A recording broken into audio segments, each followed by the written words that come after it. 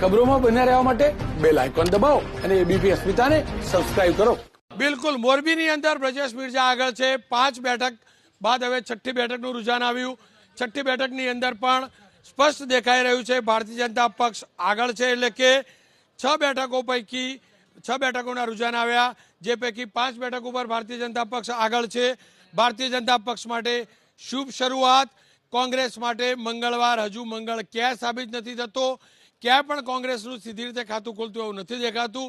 એકમાત્ર બેઠક કરજણની, જેમાં પોસ્ટલ બેલેટમાં આગળ, પણ ચોક્કસથી કોંગ્રેસ માટે આ કપરો 7 બેઠકમાંથી 6 બેઠક ઉપર ભારતીય જનતા પક્ષના ઉમેદવાર આગળ, માત્ર 1 બેઠક ઉપર કોંગ્રેસના ઉમેદવાર આગળ, એ પણ પોસ્ટલ બેલેટની અંદર।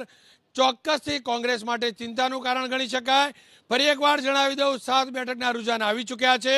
અબડાસા બેઠક ઉપર ભાજપ આગળ, ગઢડા બેઠક ઉપર ભાજપ આગળ, ધારી બેઠક ઉપર ભાજપ આગળ, કપરાડા બેઠક ઉપર ભાજપ આગળ, ડાંગ બેઠક ઉપર ભાજપ આગળ, મોરબીની બેઠક કે જ્યાં કટોકટ ગણાતું હતું, 2 પાટીદારો વચ્ચેની લડાઈ હતી, તેની અંદર પણ ભાજપ આગળ। લીંબડી બેઠકના પોસ્ટલ બેલેટના રૂઝાન આવ્યા છે, તેમાં ભાજપ આગળ છે, કિરીટસિંહ રાણા આગળ છે, એટલે કે 8 બેઠક પૈકી 7 બેઠક ઉપર ભાજપના ઉમેદવારો આગળ છે। માત્ર 1 બેઠક ઉપર, કરજણની બેઠક ઉપર કોંગ્રેસના ઉમેદવાર આગળ છે। કુલ મળીને ભારતીય જનતા પક્ષ માટે શુભ શરૂઆત, પરંતુ કોંગ્રેસ માટે ચોક્કસથી મંગળવાર એટલો મંગળ સાબિત નથી થઈ રહ્યો। ચોક્કસથી કોંગ્રેસ માટે ચિંતાનું કારણ હોઈ શકે।